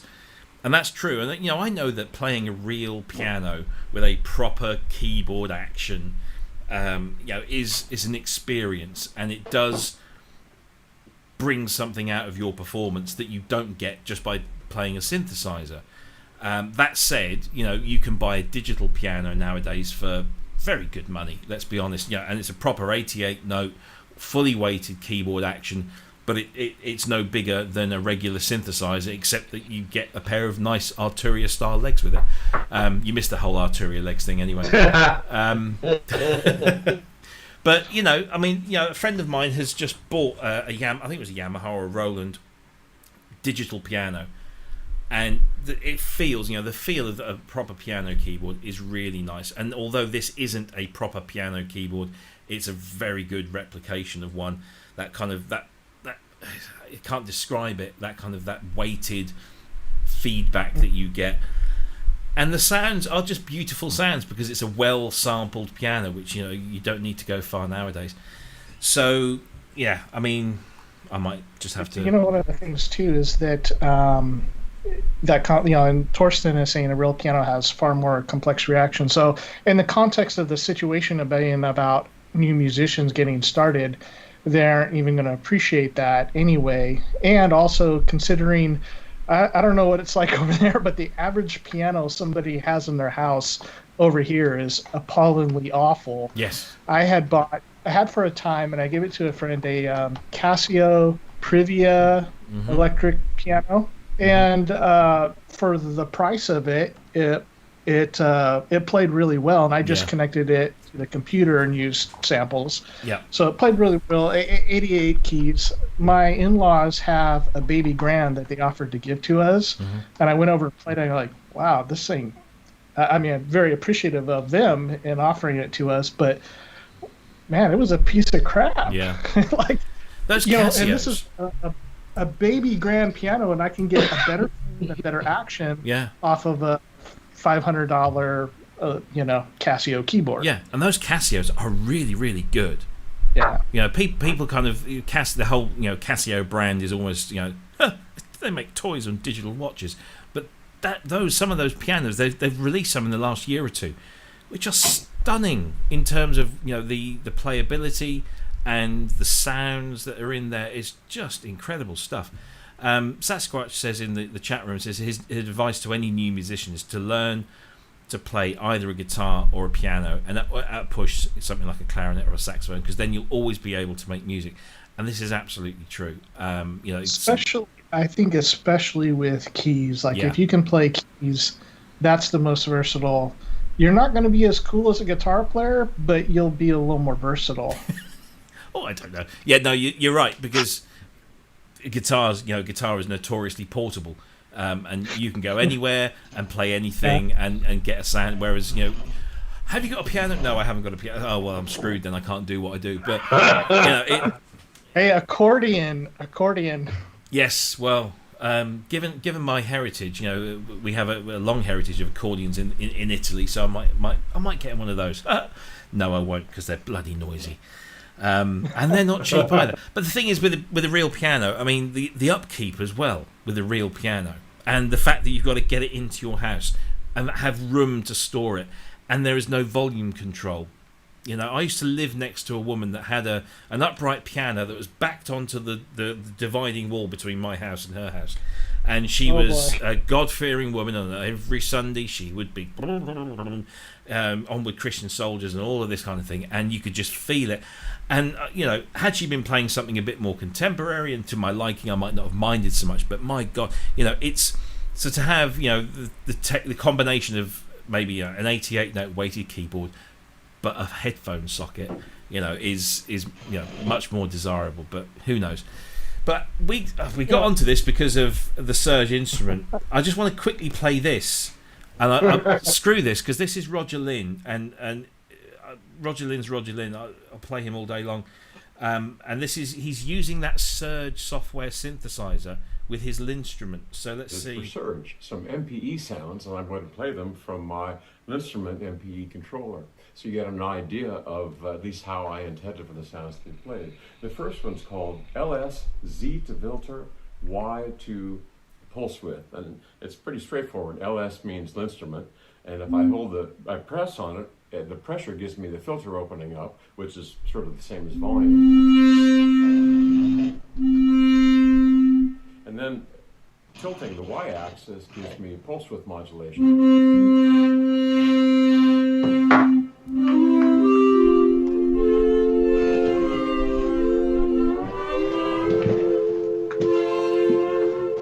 Well, I mean, that's interesting stuff, and it sounds amazing, and that Linstrument is something I've never really looked into too much, but it does look great. I wish Ben would turn his volume down when he's moving his equipment around. But all I can take from that video, apart from the fact that it sounds great, is look, that office, how great is it to have these kind of things on the back wall, you know, Lindrum, and all those kind of, you know, it's just, the guy's got so much history and heritage there. Yeah. What a guy. Have you tried a Linstrument at all? Yeah, just one time. Yeah. Actually played it with a Deckard stream, as we call it over. We're a bit feisty today, aren't we? Yeah. Just. So it was interesting, and I would like to check it out some more, but I'm not willing to invest into one right now. No. But I mean, it sounds great, and if Roger Lynn is kind of endorsing this synth, even, you know, I had a little tinkle with it before we came on air, and it comes with something like 1,000 presets, which is always nice because you can just like dive in and see what the thing is capable of, and the interface is so nice and clean. Let's just see if we can bring that up. I mean, you look at that interface, and you know, it's just simple, straightforward, no fuss. Everything is in the right place. It just looks great, and sounds great too. So there you go. Surge is back. I didn't know it had gone away, but it's back, and it's free, and it's getting daily builds, or nightly builds, should I say. How's my connection doing at the minute? Am I back, or...? You seem to be okay now, but you did go off on one a little earlier. Did kind of, yeah. So it's kind of hanging in there. So we'll keep with that. So what else? I'm just clicking through here. We've done the Atom. We've done the Surge. Oh, this one. So this is one of our members on the Facebook group, Pro Synth Network on Facebook. Posted a video demonstration for him demonstrating. This is René Ubachs, and I hope I've pronounced that correctly. Demonstrating his SIEL DK700, which is a fairly rare, or not so popular synth, and I just thought this sounded amazing.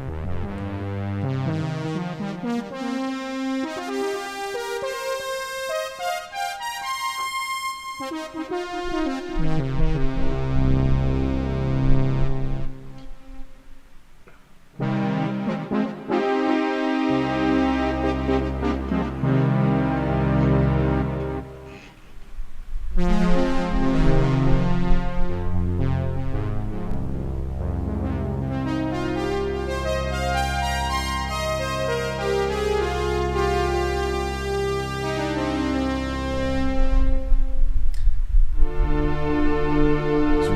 kind of stringy pads, brassy sounds. It really blew me away, and I've just realised that I didn't have the video on screen when I was demonstrating that.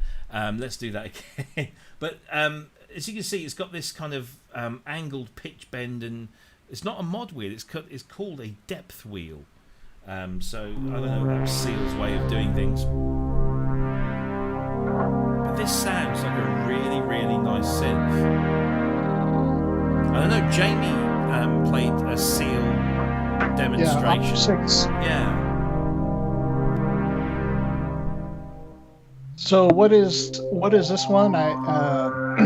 We couldn't hear it too well, but so the Opera 6 was kind of a somewhat Juno-ish.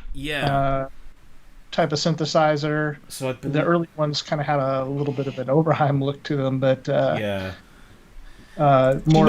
Do you know what it reminds me of? What's that? It reminds me of the Poly 61. It's kind of a similar layout with all the parameters like silk screened onto the case. Yeah. But that's what got me onto it. And then I thought, I'm sure my Poly 61 sounded a bit similar to that. It's not a million miles away. So I think the filter. Brooks has said the same thing as you. So according to the internets, the DK700 is basically an updated version of the Opera 6 with added MIDI functions. It says a polyphonic synth with voice assignment. It contains 6 complete and individual synth modules termed as voices or channels. It's fully programmable and able to store up to 73 programs in its memory when in DK700 mode, and 55 patches for the simultaneous control of slaves when in master mode. 24 dB octave low pass VCF and an envelope generator. It means that the DK700 has 12 oscillators, 6 filters, 6 EGs and 4 LFOs, providing parallel modulations of parameters such as pitches, square waves, pulse width modulation, filters, and all of this is controlled by specific controls and memorized in the heart of the DK700. So 2 DCOs per voice. It's digital, isn't it? It's not analog. Or is it? I don't know. It's got DCOs, so no. I don't know. What is that? Yes, says it's DCOs with the SSM 2044 filters, which is like the roll style filter. Yeah, but I mean, it looks a really cool synth and sounds great. It's just not that, because SIEL they're Italian, aren't they? They're some of these, along with Krumar and there's what's the other one? Gem is another one that they and of course Elka. They produced 1 or 2 really great synths, but they just bombed back in the day, and so trying to find one now, it's just like gold dust. I think it's the DCOs as well. I think DCOs they don't sound great, do they? I like the overall sound of that synth, but you can the two stay away. It's all very accurate. Yeah, you can hear that accuracy in it, and although that might have been progress, I'm not necessarily sure it was. You want a little bit of drift. You want a little bit of slop. This is true. This is true, but there's nothing wrong with accuracy. Yeah, I think it depends on what sound you're going for, because usually I would take VCOs over DCOs, but a good DCO synth sounds amazing, and I love my 106, and there's so much like going on with the rest of the circuit. I mean, even though it's a very simple circuit, when I go to record and I go and I play it, it it goes to that place so quickly, and it fits so well.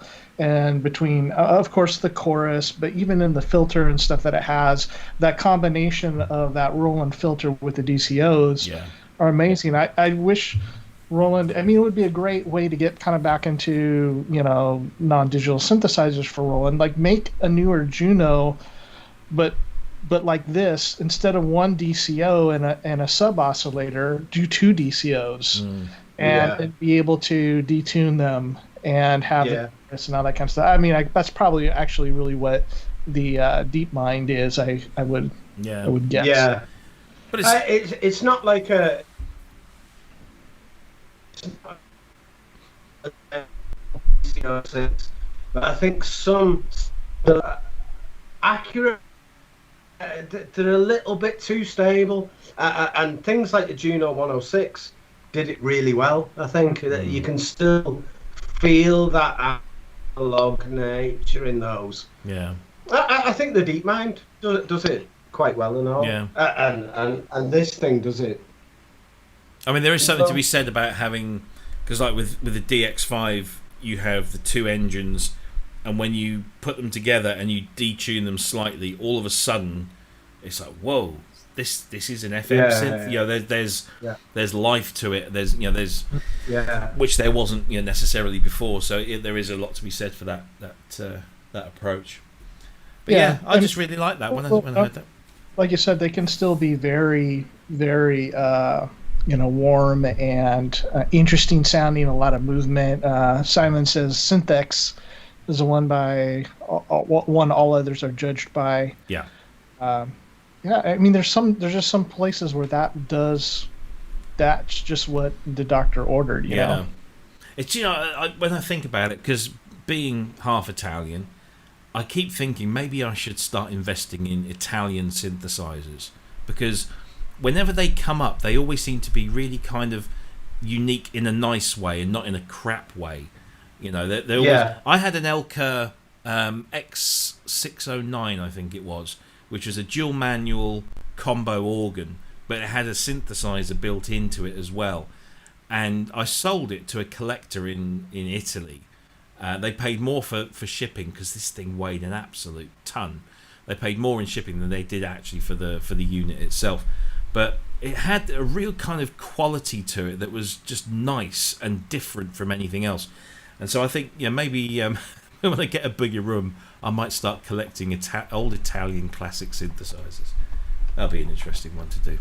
So, chat room says it might be your connection, Robbie, because the whole thing is freezing up. Oh. And I'm kind of watching stream here, and it does look like we're all three stopped. Well, that's odd, because we're pushing out a good 60 frames per second. We've got 0.7% in dropped frames, and a green light and everything. Maybe it's me messing everything up. I don't know. If it's all three of us, then it's probably not. It's either got to be like the system, the internet, or something to do with Robbie's network. I'm just checking stuff out. Now YouTube is telling me now that it's not receiving enough video to maintain smooth streaming. So maybe somebody else in the house is starving my connection. Yeah, I can see that. Okay. Well, aside from me shouting across the house, I don't think. Let me just.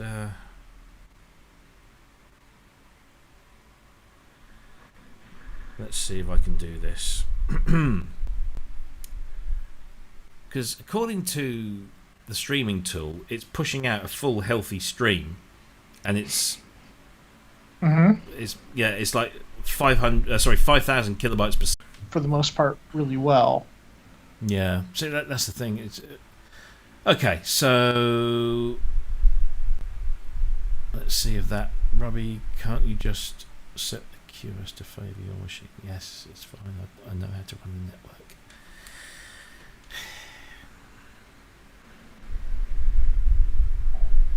Oh, it says now the stream is healthy.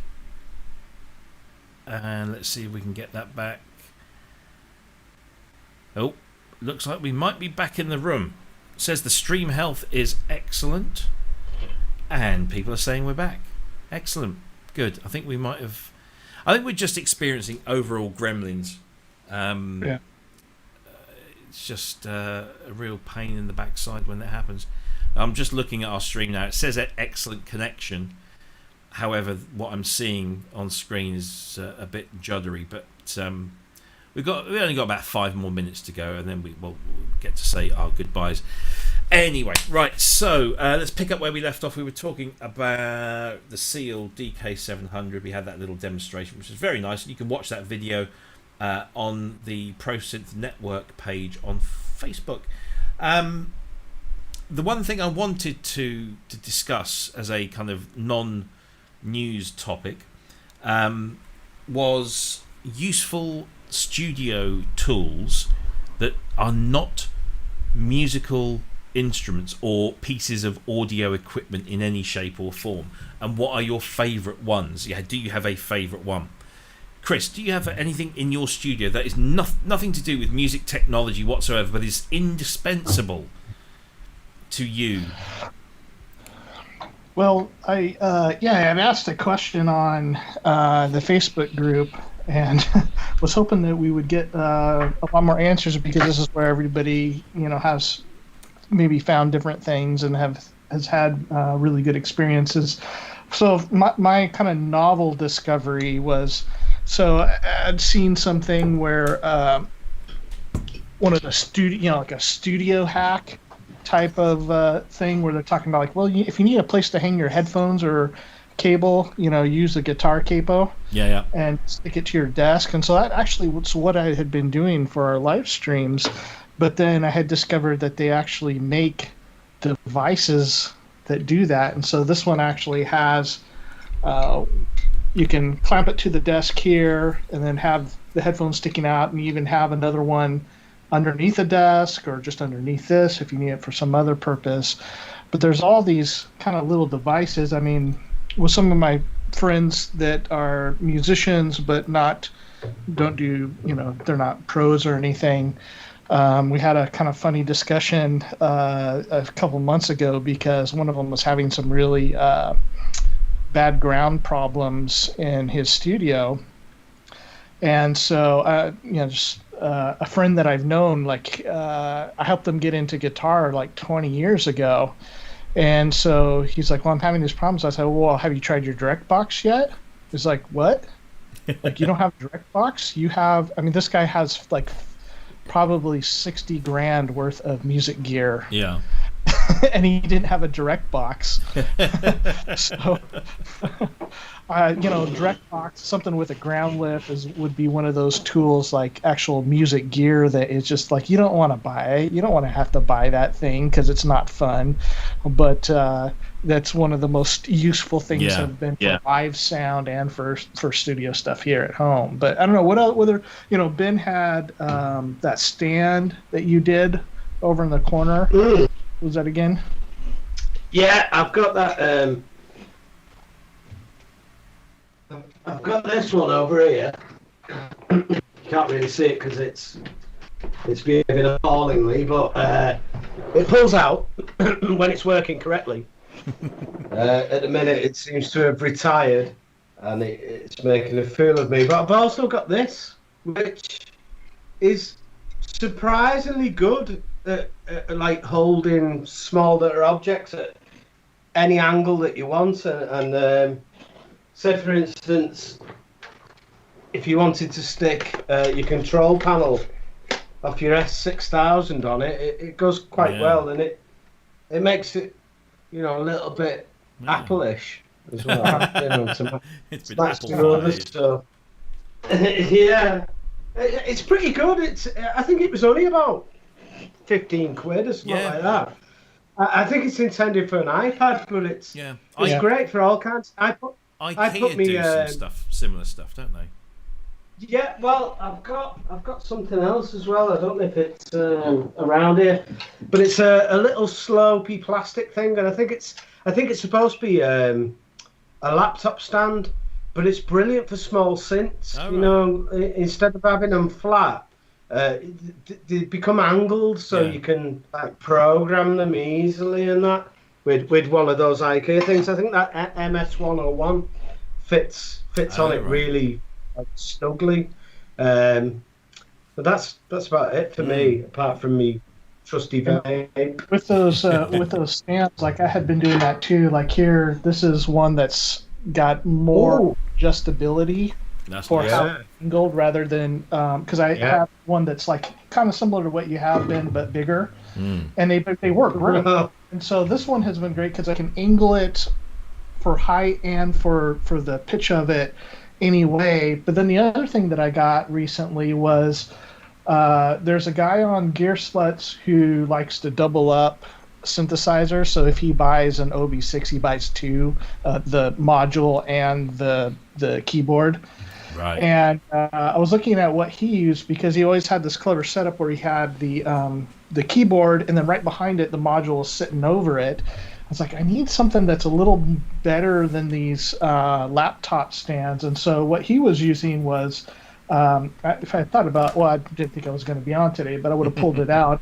It's a DJ stand, and so it's made for your laptop, and then you can even put something underneath, and you put your whatever. I don't know anything about DJs, so you can put stuff underneath. But I've got it set up over in the corner, so I'd have my little microfreak on top. I have the Hydrasynth on another a laptop stand underneath that, and then I have my little drum machine underneath that, and it worked out surprisingly well. But when I bought it on Amazon, I'm like, this is a DJ stand. I mean, can you send this in like the packaging that doesn't reveal what it is? Unmarked packaging, yeah. Yeah, you don't want to admit to that shit. No, there's some really good suggestions coming up in the chat room here. So Asio Head says a headlamp and Velcro cable ties. I have to admit, Velcro cable tie. I've just ordered a whole batch more from Toman with my interface because they are great. I mean, I've got tons of these things, bagfuls of actual, black and white cable ties of varying lengths and widths. But the Velcro stuff is just so easy to use, and you loop it, and then you can just add it. It's great. It's great stuff. So that's a good one. Air conditioning says Wagyu. Ben has joined us, DivKid. So, and all of a sudden our stream's better. We blamed our stream problems on you. Yes. How dare you? You were drawing too much of the internet with all your followers. Yeah. Glad you stopped by. But so those Velcro cable ties definitely big. Another one from Asia Head, big bag of weed. That's an interesting one. So we got the headlamp, Velcro cable ties, weed. Simon says a speaker splitter box. I did say it was like non-technical, but yeah, I can see that a speaker splitter box is an interesting thing. Disco Light says get 70 music. He makes the music better, even though it's not disco. A foam brick that I can throw at things, says Paul Preston. Native ES says a desoldering iron, which I get that. Andrew Brooks, gaffer tape, Sharpie pen, techno toolkit. I don't know what's the techno toolkit. Is it something that makes techno music, or is it just screwdrivers, blue tack, cable ties? Yeah. So I have Sharpie, always around, but that is going to get used less, and I'll show you why in a moment. But yeah, most of those things. Smoke machine and a few laser projectors. I agree with Andrew Brooks here. He says I have a cable tie fetish. Totally, like everything I get, like. And probably all the way back to building pedal boards. Here you go, Andrew. Grab the Kleenex. Look at that lot. Hundreds of the buggers. What else have we got in here? So Wagyu has mentioned something that I'm going to bring up because this is why I want to do this topic, because I've got something that I love. But yeah, so there's some really good suggestions. So hang on, there's another one there. I missed it. It's gone now. Soldering iron, screwdrivers, large range of Michigan capacitors, multimeter, oscilloscope, duct tape, heat shrink tubing, cables, 9-volt power supplies. Yeah, all good stuff. But I'm going to trump you all. This is the best thing that you can have in your studio. A Dymo digital laser label printer. Look at that. Everything. How many times have you gone under your rack to unplug something and you think, oh, which plug is it? And there you go. There you go. There's another one there. It's just invaluable. Cables. You know, you're threading cables down the backs of these racks, and you can't. You've got MIDI cables, and you plug them into the synth, and you drop them down the bottom, and you think, oh, hang on a minute, which one was the left, and which one was MIDI in, which one was MIDI out, which was the left audio, which was all gone. You just label the fuckers up and print this out, and it's. Oh, do you know? I'm so happy. This is really it's insanely happy that everything that doesn't move has been labelled in my house in the last 24 hours. It's fantastic. Yes. Andrew says he had no analog version of it, and I had one of those too. It was purple in the 1970s, and you had a dial on the front that you had to twist around to choose the letters. And then every letter you had to clamp it to press the letter into the plastic, and then you'd go around again and press, and then you'd go round and you'd miss one and you'd put the wrong thing in there, and whereas this is great, you know. The only thing that I haven't found on this, I don't think it exists, is storing things that you might want to print off before. But so I'm going to give you a live demonstration. So here is my Dymo printer, and you might be able to see what it's about to print out. I'll just press that button there, and it's just a few seconds, and then you press the scissor button and you pull out the label, and it says ProSynth Network. It's brilliant. I love it. It's the most amazing thing. Hey, you know, SEO Head says he's got the Dymo Litra Tag 2000 GT Turbo. Now I'm like feeling rather. Yeah. I don't have the 2000 GT Turbo model. This is the Label Manager 160, and it was, I bought this with Amazon gift vouchers. I've got one of these. This is totally unmusical, but it's pretty good. What is it? It's a thing. Oh, it's the Electron. It's unmusical. It's very hard to program. Is that the thing that's non-musical, or you? It holds up other gear. He's gone all jerky. To be honest, it's not long. Yeah. Blue Tack's another popular one that seems to be popping up, and in fact, I use some just over on. You see on the top of the Fairlight there. It's a bit dark. I've got two Yamaha EMT modules, and one of them doesn't have any rubber feet on the bottom, so it just kept sliding down because it's at an angle. So 2 little dabs of Blue Tack, boom, sorted. Brilliant stuff. Yeah, great on a USB hub stops it from. Yeah. Right, everywhere. Just put 2 blobs of Blue Tack underneath it. Yeah, it's always good stuff. Yeah, so the label printer has just changed my life. It's amazing. I'm going round deliberately looking for things to label. You know, the cats are running around because I keep chasing them. I want to put a label on them.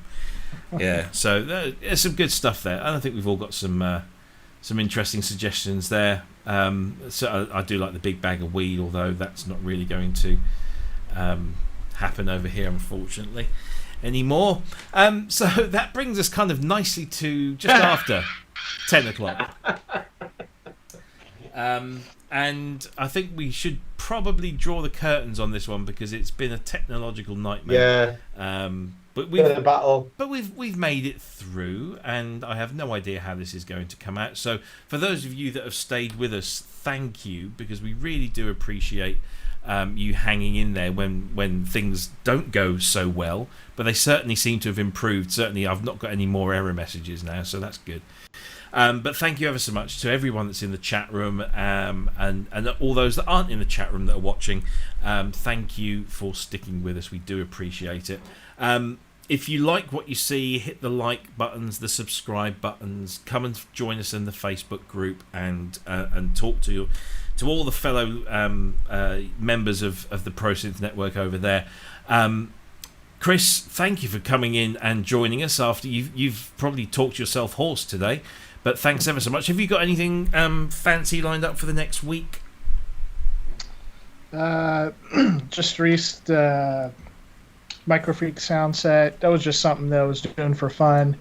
And this month I'll be releasing the Prophet 6 sound set. So Nice. looking forward to that. Just kind of keeping working on things. That's already done in the most of the demo videos. So yeah, plugging away. Excellent stuff.